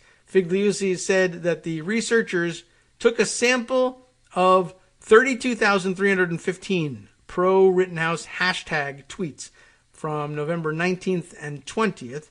The data showed that 29,609 of this 32 or so thousand came from Twitter accounts that disabled geolocation. That's although that's probably a pretty widespread practice for privacy. So let's see if they drill down a little bit further. Of those, 17,701 were listed as foreign, but a deep scrub revealed that most of those were in Russia, China, and the EU, he said. Now, I don't know what a deep scrub is and whether or not we should trust it, but at the very least, I think it's an interesting possibility. It's something you should keep in mind, that sometimes what appears to be, the widespread craziness of grassroots, American idiots, we have plenty of them, is sometimes artificial and planted from outside the country. And, you should take it all with a grain of salt, perhaps. Figliuzzi noted that this is more of the divide and conquer approach that Americans saw around the Black Lives Matter movement, to pit different races against each other. Throughout the campaign, Russian operatives created hundreds of fake personas on social media platforms and then posted thousands of advertisements and messages that sought to promote racial divisions in the United States, wrote William J. Aceves, I'm going to guess at that pronunciation, from the California Western School of Law, with which I'm not familiar, but anyway, the thesis makes sense. In his 2019 article, Virtual Hatred, How Russia Tried to Start a Race War in the United States, Aceves, it's Aceves, explained that the fake accounts were created by Russian operatives, but their effects were real. They sought to manipulate Americans to such a degree that they would attempt to bring down U.S. democracy. And we know all about that. And you can see Figliuzzi's take below with some one embedded tweet on the notion here. Divide and conquer goes over the same facts. Sample being just over 32,000 pro-Rittenhouse hashtag tweets, 29 of the 32,000 with disabled location, 17 of the 32,000 listed location as foreign. And let's see, is there more to that? Is it a thread? Do they point to their own article or anything like that? Not really. So I don't know. I mean, sort of take it as you will. But here we go. There's a Snopes article here that Figliuzzi is tweeting around. Foreign-run Facebook accounts celebrate Rittenhouse verdict. Let's see. And there's a sample here of, oh my God, not guilty on all counts, hallelujah, allegedly from a Renata Trump. Well, we don't know if there's any real relation there, or if there ever is a real Renata Trump, or if it's just a person who's unrelated. But you get the idea what they're trying to make you think is going on here. Let me see what's up at Snopes. I mean, is it different from, or is it just reprinting this study? Does it have any evidence? Well, let's see. This is a whole thing on foreign-run Facebook accounts celebrating Rittenhouse verdict. Suspect Facebook accounts with fake names, including some that had hints of foreign roots, posted messages in support of the acquittal, according to Jordan Liles, Liles, over at Snopes.com. So I'm guessing they're going, they're leaning towards supporting this thesis anyway. And certainly says that lots of this is going on, and lots of fake accounts doing the same. So, okay, I'll leave it at that. You can just be aware of that and keep that in mind. If you feel like you might be being baited into a confrontation with such a person, forget it. It might not be worth your time. All right, let's see. Other interesting takes and storylines to concentrate on. Lots of people writing lately and doing a very good job of it on the escalating climate of violence, or a climate in which Republicans have come to accept the normalcy in their minds of political violence. And commentary on it from all angles here. The perhaps one of the more important of them, or the one that meshes best with our thinking and coverage of the situation so far, coming from Eric Boehlert in his press run newsletter. The GOP violence is the most important political story in America, which probably also means that it's not being covered very well, because that's his usual beat. Let's see what he's got in mind here. First, he says some good news. The New York Times recently ran an important piece about the rising specter of violence within mainstream Republican Party circles. The article was noteworthy not only because it spotlighted the frightening instances of violent rhetoric and actions the conservative movement is eagerly unleashing in America, but because the Times used clear and concise language to tell the story. So that's news for Eric. Temporarily shedding the lazy both sides blanket that so many newsrooms use when forced to acknowledge how reckless today's GOP has become, the Times piece didn't waste time trying to camouflage the trend. From congressional offices to community meeting rooms, threats of violence are becoming commonplace after a significant segment of the Republican Party, the Daily reported unequivocally, among a significant segment. Okay, did I say something different? I think reading it aloud made me think I had more to go here. But okay, the most animated Republican voters increasingly see themselves as participants in a struggle, if not a kind of holy war, to preserve their idea of American culture and their place in society. But don't call them Taliban. Okay, that's the good news, believe it or not. Some mainstream outlets are using succinct language while addressing the most important political story in America today. Honestly, it's one of the most crucial unfolding stories in the country's history, as the Trump-led GOP fuels an unprecedented multi-pronged assault on U.S. democracy and gleefully flashes the threat of overt violence in the process. That's the bad news, and it's spreading. I have a hard time seeing how we have a peaceful 2024 election after everything that's happened now. Lee Drutman, a senior fellow at New America, the New America Foundation, is that what it is? Told the Times. Political hostility is not new to America. The country was rocked by violent clashes, for instance, during the late 1960s and early 70s as the anti-war movement fractured off into more militant factions, but never did leaders of the Democratic Party or members of Congress overtly endorse political violence the way today's Republican Party does, as it continues to actively whitewash the deadly January insurrection, which is now glorified by Fox News. Democrats never used their considerable political muscle to try to demolish free and fair elections in America. That's not true for today's Republican Party, as it actively mainstreams the looming menace of hostility by fanning the flames of civil unrest, including last week celebrating an underage vigilante killer, Kyle Rittenhouse. After he was acquitted on murder charges, at least 3 House Republicans said they wanted the gunman to be their intern, including Representative Madison Cawthorn, who urged his followers to be armed and dangerous, while posting a message celebrating Rittenhouse's acquittal. Hard to describe how chilling it is to see members of the GOP and open white supremacists come together to celebrate a vigilante killing 2 people and getting away with it. Cassie Miller, an extremism researcher at the Southern Poverty Law Center, tweeted. The flashpoints of Republican and conservatives promoting political violence have become ceaseless, to the point of frightening normalization. After Representative Paul Gosar tweeted an anime video altered to show him killing Representative Alexandria Ocasio-Cortez of New York and swinging 2 swords at President Joe Biden, virtually the entire Republican Party rallied to Gosar's side when he faced a formal House rebuke for his violent, dehumanizing outburst. And in case you hadn't seen the news, apparently you will recall that he originally tweeted the thing, gloated about it, was called out about it, defended it, but then later deleted it, then got himself censured by the House, and though he was saying, he took it down, so come on, leave me alone. He never apologized for it or anything like that, but he deleted it.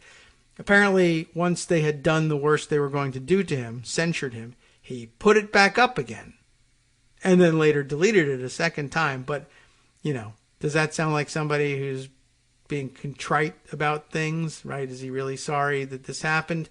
Apparently not. He figured, this is the worst you can do to me. I'll just put it up again. Anyway, the violent virus is spreading to the grassroots level, Eric continues. Polls suggest that as many as 21 million Americans think that the use of force is justified to restore Donald Trump to the presidency.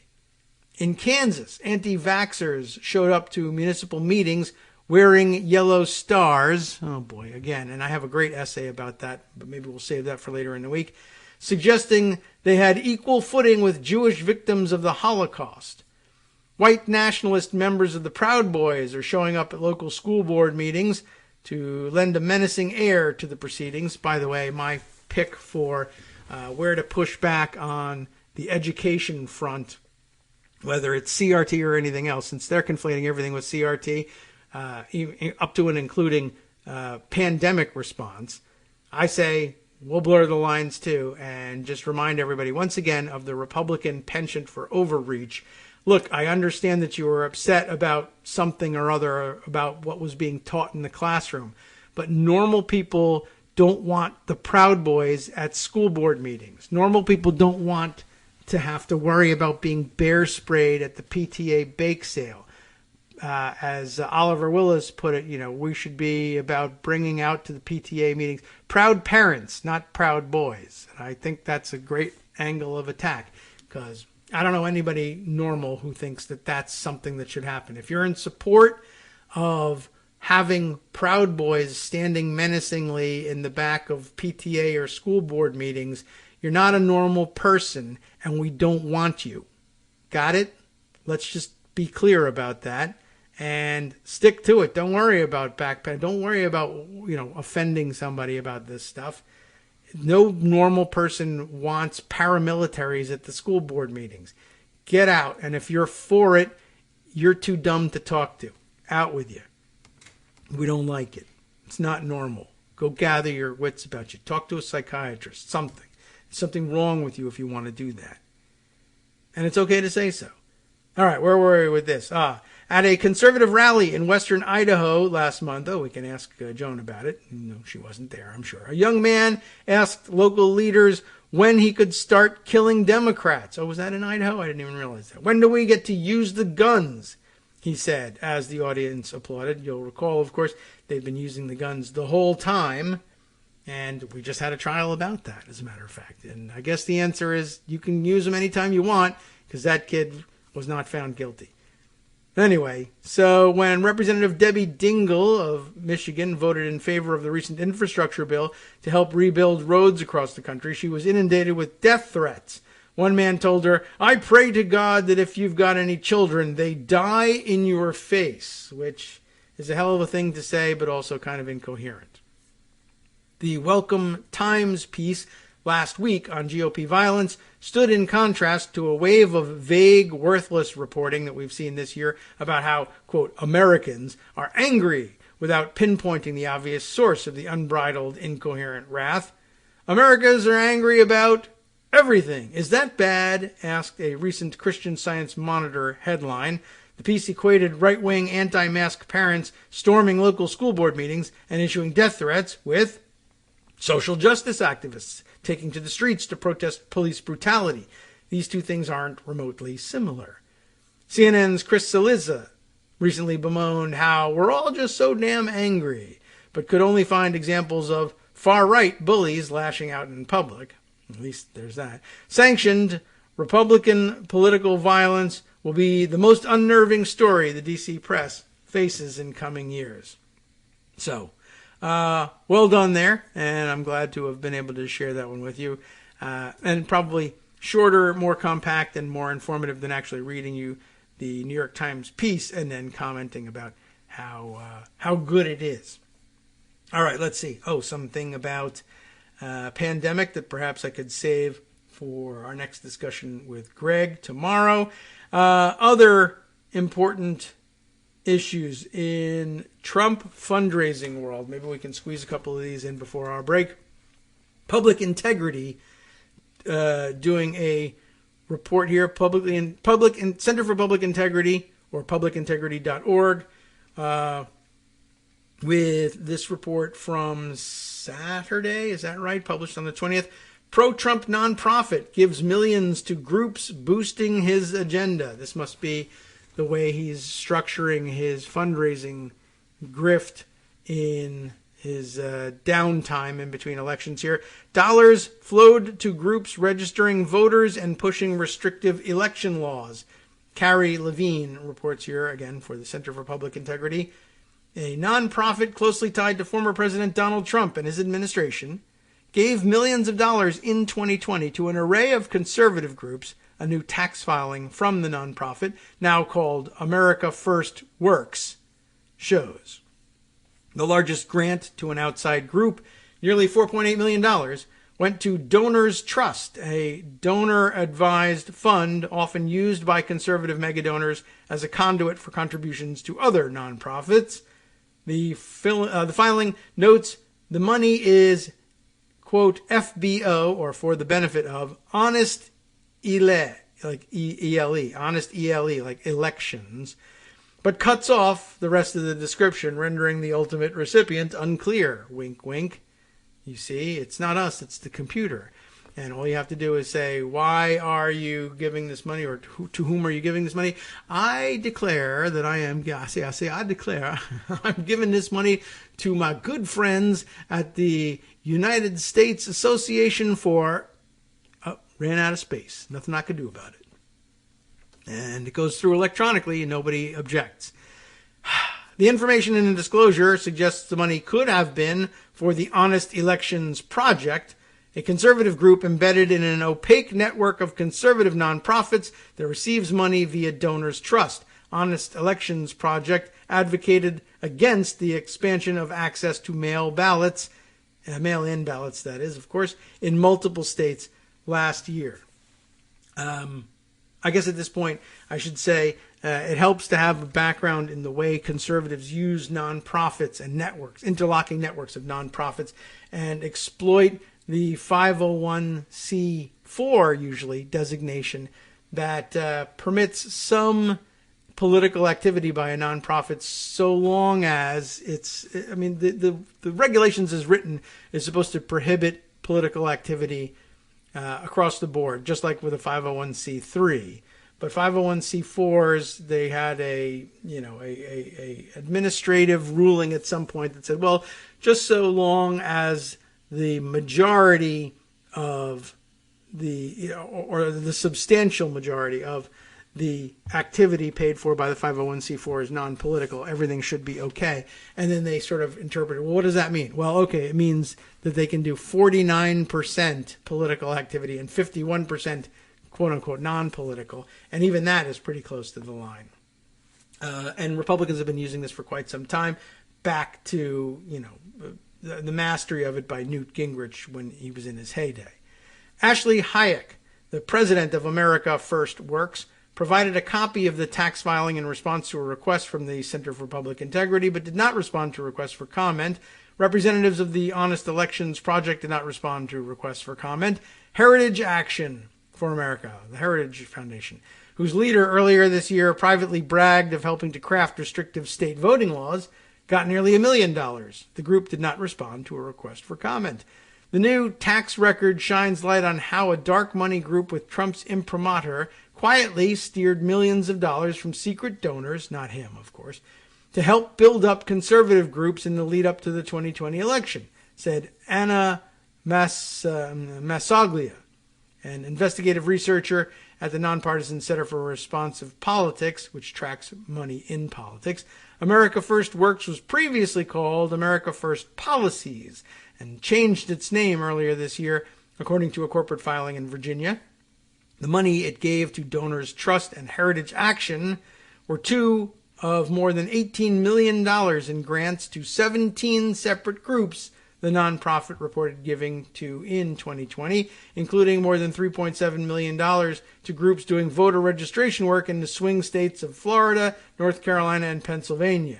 The Center for Public Integrity last year reported America First had disclosed giving to those same groups in 2019, and that state authorities had investigated some of the Florida and North Carolina groups' contacts with voters, but without ultimately concluding that they had engaged in any wrongdoing.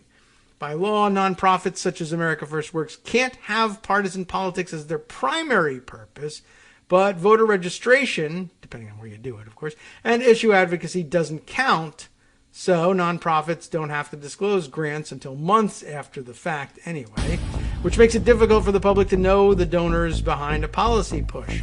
Their annual tax filings provide a retroactive glimpse into their fundraising and spending.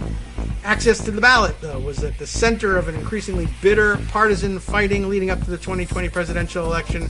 Trump was on the attack on the subject at all times, of course, and backing him up was this network of supposedly nonprofits for which all the donors get to claim tax exemptions when they back them. Isn't that nice and neat? We'll be right back. Hi everyone, it's me, Gil, minimal contributor to content, but regular contributor to funding for Kagro in the morning. Let's change things up from David's so very tired plea for your contributions with a plea of my own. If you want to add your voice to the show, do it. Record your own segment using your favorite recording device and send it to David. Read an article and give your opinion. Write your own essay and read that. The sky's the limit. Well, not really. Try to keep it relatively short so David doesn't have to stress about cutting it and hurting your feelings. Join the hallowed ranks of Greg Dworkin and Joan McCarter and be part of this somewhat witty deep dive into political topics with unnecessary censoring. Lend your voice to the show by sending it to kagrox@gmail.com. KAGROX@gmail.com.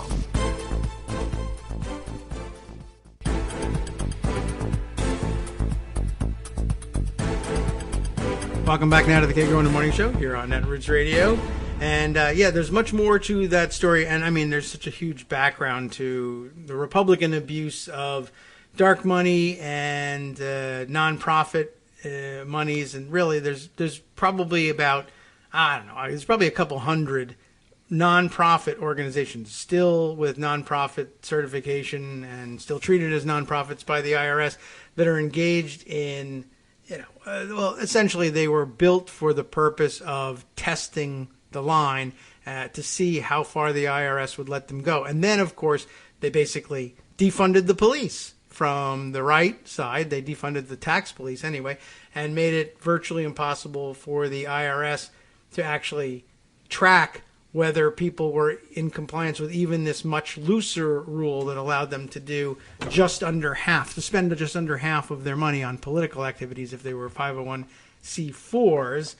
And then, of course, it only got worse when they latched onto the CRT outrage of the day, which was that the IRS was unfairly prosecuting cases against conservative groups only in an attempt to bring them back into line with the existing law. That was the big persecution here.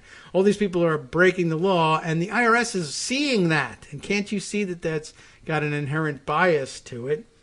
Which, by the way, if you were trying to claim that about the policing of black communities, you would be told you're a racist and you're the real racist, and that's CRT and you can't teach anybody that. Anyway, so this has been going on for a long time is the real point. And they're the ones who've been defunding the police the whole time, but something, your fault, progressives, blah, blah, blah. And I'm reminded of all this because Joan McCarter is here and she brought with her some receipts, as a matter of fact, on this subject. I guess you heard me talking about that and said, I've seen some action on that front.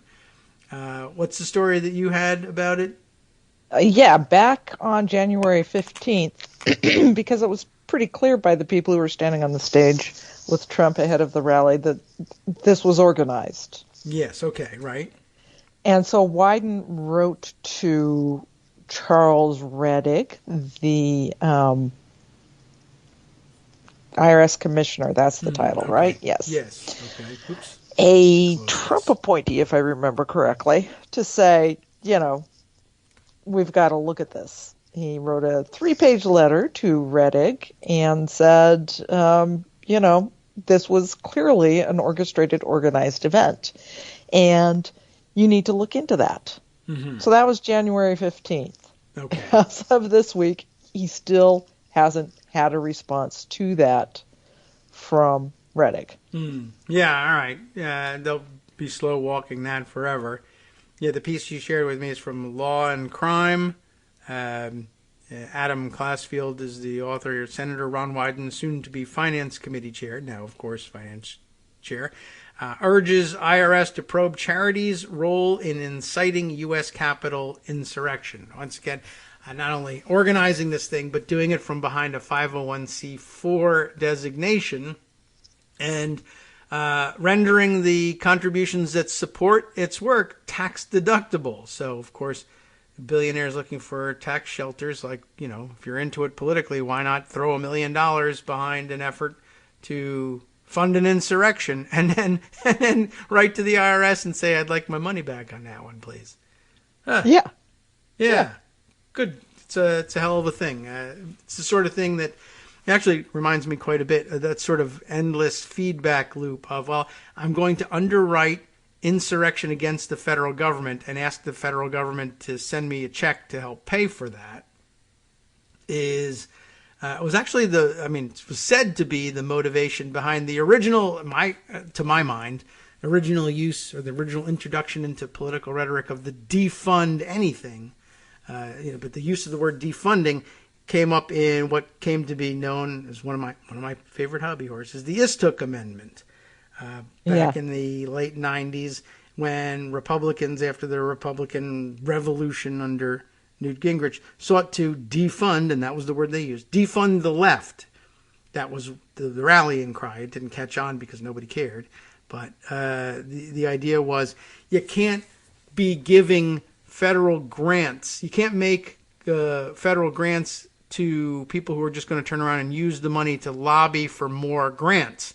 So it was prohibiting lobbying by anybody who, benefited from a federal program in any way. And that was largely how left-leaning organizations were funded at the time.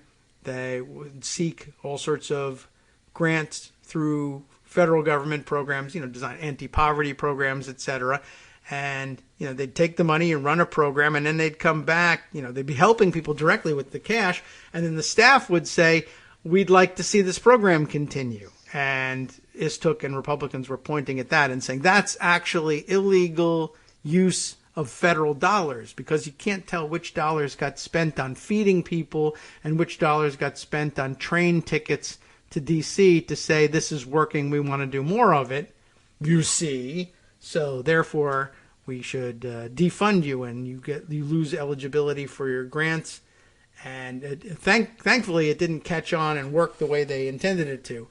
But then I guess once they discovered that they couldn't stamp that out, they said, well, we should maybe do that ourselves and have our rich people support us, not directly through political contributions, because that's not tax deductible, but put it in these foundations that will cheat about how much of their work is political, and then everyone gets a deduction, plus we also get the dollars. Rather ingenious. And the Supreme Court will probably help us. Yeah. And if it doesn't, we'll pack the Supreme Court. Except when Democrats do it, we obviously have to stop that because that's anti-American. Ta-da! Okay, so that wraps up the last 40 years of politics. And, Happy Thanksgiving. So those same C-Force come and have an insurrection. Yeah. And all supported by your tax dollars, which is fantastic. And Republicans have never really had a very clear idea of what your tax dollars were or what they meant. And I don't know why they're so concerned about tax dollars since they don't pay taxes. But anyway, that's the kind of people they are. But thanks for having an eye out for that local-ish and personal angle.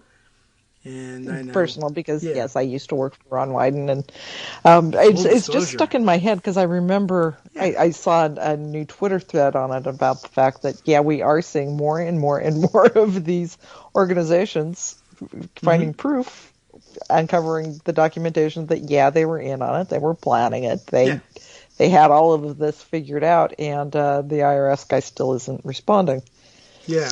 Well, they know they get which covered is kind of way. A problem in terms of somebody else that's a Trump holdover that maybe Joe Biden ought to think about firing. I can't think of anybody who you've ever complained of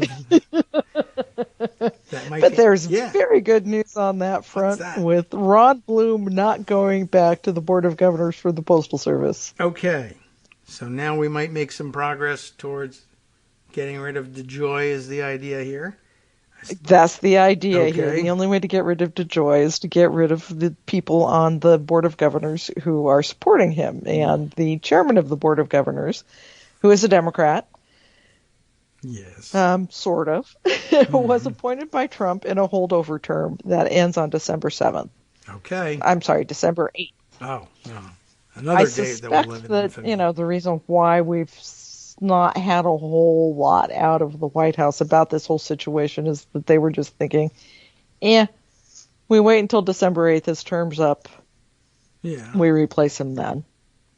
I guess, yeah. I mean, it would have been, they kept this very close to their chest because, according to Washington Post reporting, as of a couple of weeks ago, Bloom was confident that he still had the seat. Oh. Well. Yes. Okay. So that was fun. That was a little bit of vengeful fun for me to read that line. That's nice. I'll go dig that one up. People want to read that one. So, well done there. And I think probably, given how much else is going on, I know a lot of activists would have taken heart from an early announcement or early word of what was going on, but I think they were just kind of looking for, is this something, path of least resistance, like actually in a couple of weeks this will be over with. Right. I mean, depending on when they made one the of the problems with that is that his new 10-year plan to make service a lot worse and make it more expensive started in October. So it would have been kind of good if we could have dealt with this before then. Yeah, like also the fact that it is now, the last 6 weeks of the year, and the Senate has kind of a lot to do. And sorting through all of these nominations and confirmations. Yeah. It's problematic. Yeah, not ideal, but I could see them saying, just with the number of things we have on our plate and the battles that we have to fight, this one will be over shortly, and maybe we should just let it die naturally. But yeah, they certainly could have intervened sooner, and that would have been nice and heartening, and who knows what could have happened. But we know what didn't. The sad thing is, and this is true for Build Back Better, these things came on the same day. Build Back Better getting passed in the House, the announcement of the new Board of Governors nominees for the Postal Service, and the Rittenhouse.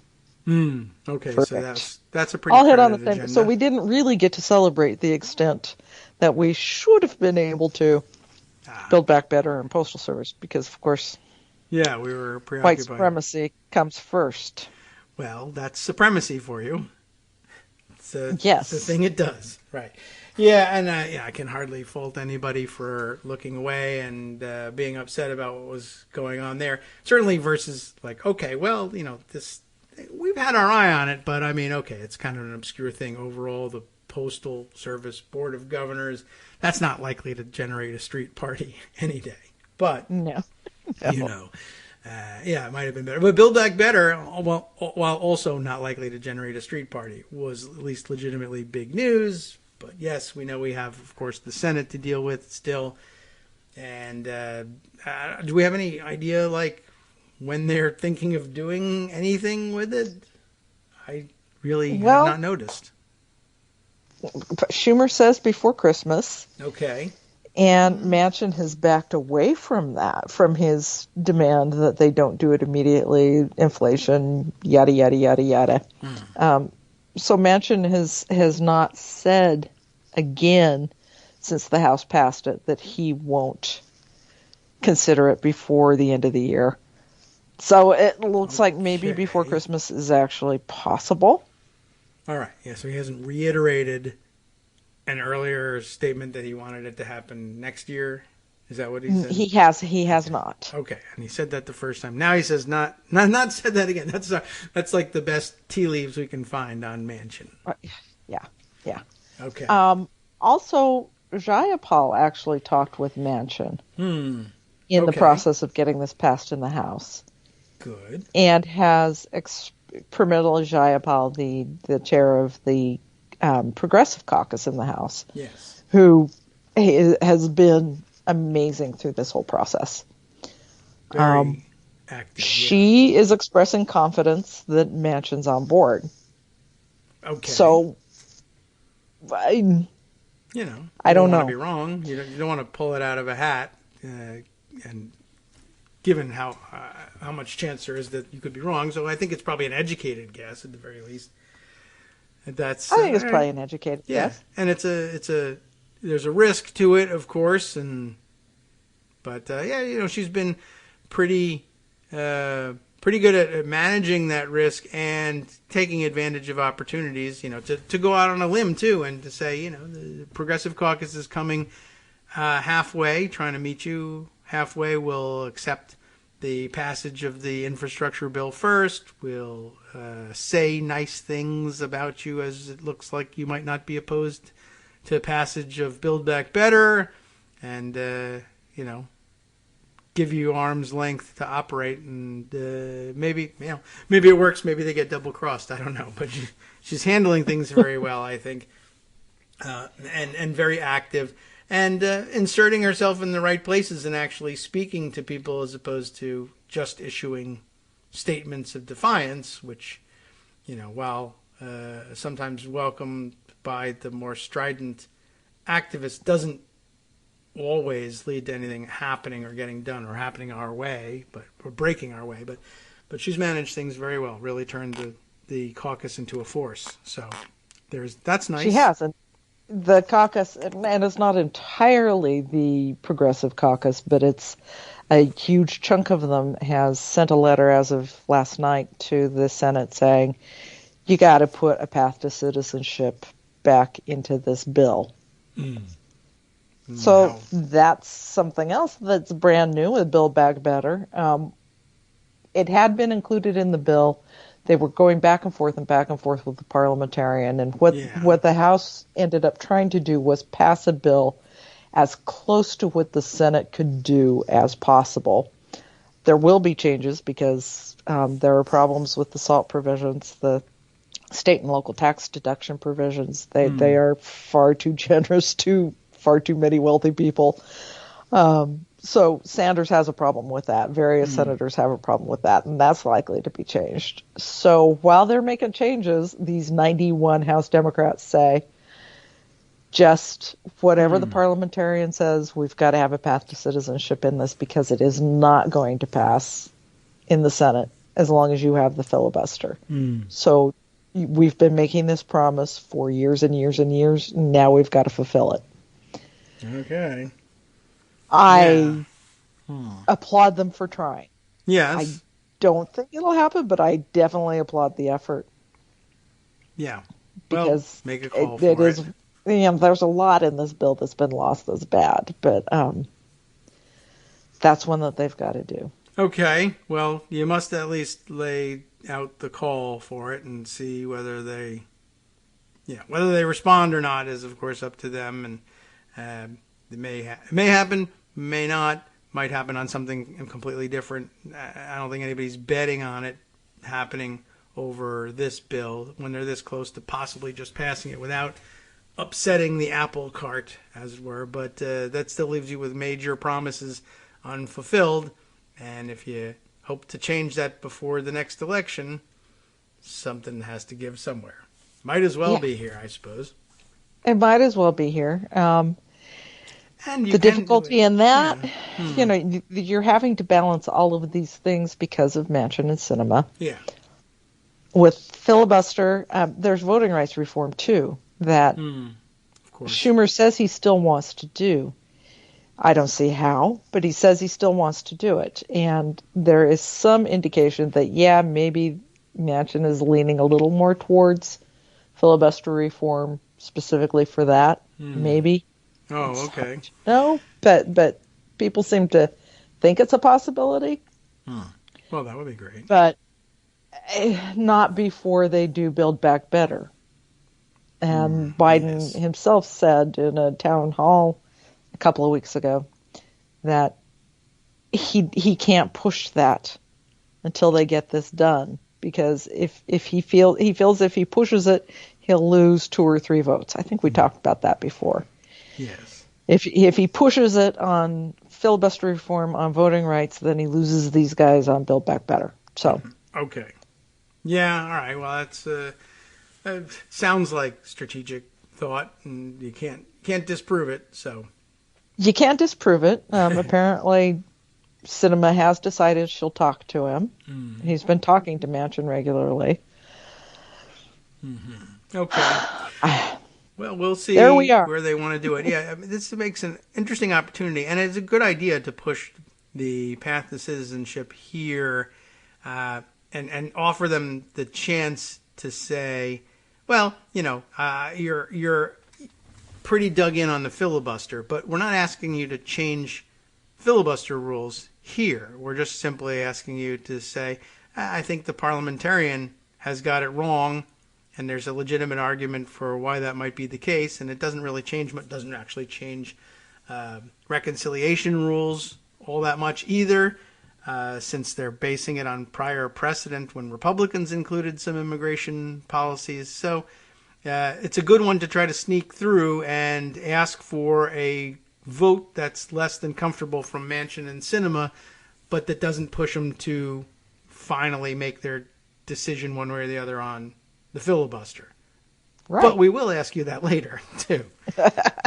We're going to have to ask you that later. Yes. I think it's important that they do get some kind of... So much has been compromised out of this plan. And I don't want to say this is not a big plan. This is a big deal. It's got a lot of stuff in it that's critical and that's groundbreaking and transformational. But because it's been pared back so much for Sinema and for Manchin, yeah, that it can't help but be a letdown for the progressive community, for all of the folks that helped get all of these people elected. Yes. And some kind of win in the form of a path to citizenship would be a really good thing. Yeah, that would be nice. And it might be a good way for them to do something like that and to say, look, we've had our disagreements, but I think at bottom they want people to remember, well, we're still Democrats and we still count towards the majority, and I know we've been a pain in the ass, but there are definitely things we still agree on, and I don't have to double back on my promises about the filibuster in order to come together with you on something that's important to all of you and to us as Democrats too. We're not Republicans even on immigration, and that would be great. And gosh, I hope they realize the opportunity that's in front of them. I sure hope so. And it's an important one for Sinema. Yeah, for sure. Being senator from Arizona, although whether she's the senator from Arizona or the senator from Goldman Sachs is really not clear at this point. Oh.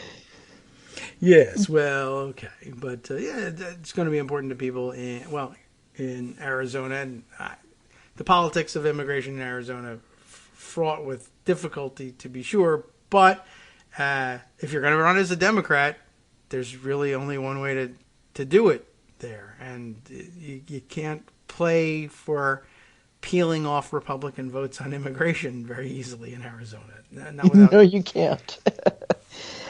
And the immigrant community was really essential in her getting elected. Yeah. I mean, and feel really betrayed right now. So if she's got to weigh that. Well, I hope that they do, and and they probably would. I guess you could convince them. I don't know if I want to give them this idea, but somebody inside their office is probably already doing it. If you really aren't going to bend on the filibuster, if that's really your plan, I strongly suggest you think about bending. But if you aren't going to, and you know it, you should probably give this victory, take this opportunity to do that thing which the rules kind of sort of said you couldn't or shouldn't, but you're going to do anyway just through sheer strength of numbers.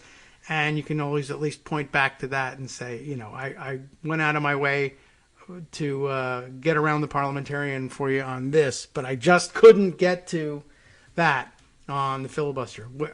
But not that I would accept that as the end of the deal, because then it's like, all right, well, you're not going to change the filibuster. And then there's a total wipeout of not only the Democratic Party, but democratic ideals in general in the next election, and the Republic falls. Well, gosh, I wish we had done that other thing. But gosh, I wish we had. We still have time to get them around to that. And, Republicans are doing their part in helping illustrate exactly how dire the situation is. And if it's going to take some time to get Manchin and Sinema around to realizing that, in the meantime, couldn't they do something, that makes a great deal of sense for them politically and inside their caucus, and doesn't require them to make their ultimate decision on the filibuster just yet? So I hope someone will put it to them that way, and they'll listen. I hope so. I don't know that we've necessarily got anybody in the Senate who's going to... I don't know who she talks to in the Senate. Hopefully there's somebody that she trusts that can talk to her, or to Manchin and talk about this. But I'm not sure. I was reading a really discouraging Twitter thread from Gretchen Sisson yesterday. She is a Democratic activist working on raising money to get more women elected. Okay. So she was talking to Democratic senators about the filibuster and the need to get rid of the filibuster. Yeah. Speaking specifically to a Democratic senator she does not name, who says they will support the filibuster reform, but have a problem with it, are hesitant because they are just certain that Republicans will then eliminate the filibuster when they have the majority. Well, yeah. Her response is, they're going to do that anyway. The senator says, but they haven't yet. Wow. They could have done it for, say, abortion, but they didn't. They did it for judicial appointments only.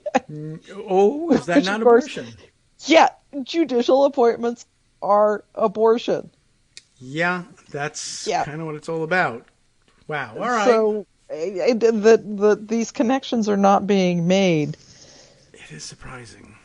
It's surprising. And I sometimes wonder whether it's really, are you really missing that connection? Or is that just, this works 99% of the time to shake activists off with this? That could have been what she was trying to do. He or she. I don't know. All right. It could have been Feinstein who got confused. That's right. I don't know what you mean by connecting abortion and judges. Oh, wait, yes, I do. Oh, 2 weeks later, I totally remember. But okay, well, it could have been. That's true. All right, I'd like to see that thread. And, I'm guessing that maybe the message about maybe this is an easy half measure to take for now, that's something that Jayapal could be carrying to them. It sounds like it could be. We're keeping your powder mostly dry. Yeah, right. I know you love dry powders. I've come over here with my powder dryer and thought you could, maybe that's the message from the 91 members of the House in pushing for that. I gather that it was probably more of just a straight ahead push, do this thing, as opposed to selling it to them strategically. But maybe one or another of the members who has a connection can do that and explain at least to Manchin and Sinema what this is about, and how it might be a good half measure if you need, and maybe it'll help you get along to what you might know in the back of your mind you eventually will have to do, and you're just trying to figure out a path to get there. Well, the path to changing the filibuster might run through the path to citizenship. They're both paths. It's obvious. They're both paths. There you go. That would work on the Republican side. I just got $1 million contract for that. But we require stronger logic, apparently. All right. Well, how's your Thanksgiving prep going? Are you almost ready? Anything you need to... Any shortages? Well, I have to make pies. Okay. I have to make vegan pies. Oh. Because the child we are having Thanksgiving with is allergic to a vast array of things. Okay. So I'm sort of trying to figure out how I do this. Yeah, okay. but I can't. I have the technology. And we originally were going to have a turkey-free Thanksgiving. Yeah. Because we're going to the neighbors with a little kid, and when she wrote the invite, she drew a picture of a turkey on it, and the turkey was smiling, and she told her mother the turkey is smiling because we are not going to eat it and its friends. The friends. Good. Inclusion. Well, so we're having our turkey-less Thanksgiving. Okay. All right. Well, that's ambitious. And I bet listeners and readers of Daily Kos and Twitter denizens will have all the suggestions you might need for recipes for vegan pies if you ask. Yes, if you've got a great vegan pie crust recipe, send it along.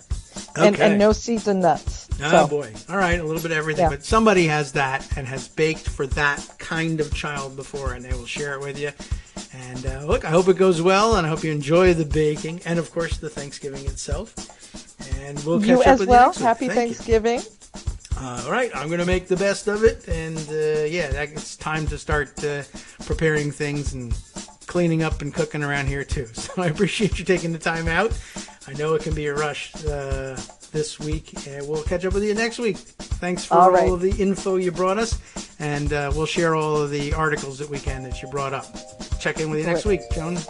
Alrighty, bye-bye. Take care. Time now for us to turn the microphone over to Justice Putnam for the West Coast Cookbook and Speakeasy next.